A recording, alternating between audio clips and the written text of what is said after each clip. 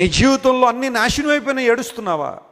అన్నీ పోగొట్టేసుకున్నానండి వెస్లీ గారు, నా దగ్గర ఉన్నవన్నీ అందరూ లాక్కుని వెళ్ళిపోయారండి.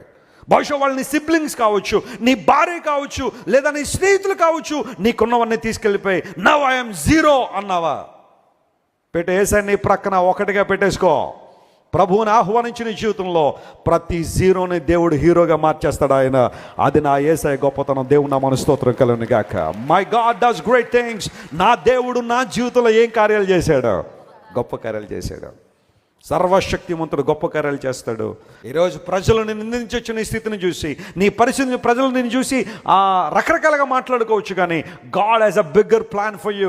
దేవుడు నీ పట్ల కలిగి ఉన్న ప్రణాళిక చాలా గొప్పది. Praise the Lord. ఎవరైనా తక్కువ చేసి మాట్లాడారో చెప్పు, నేను సర్వశక్తిమంతుని కుమారుణ్ణి. మన దేవుని పిల్లలమని ఆత్మ తానే మన పక్షంగా ఏం చేస్తున్నాడు? ఆయన సాక్ష్యం ఇస్తున్నాడట. ఒక క్రైస్తవుని గుర్తింపు ఏంటో తెలుసా? మనం ఎవరి పిల్లలం?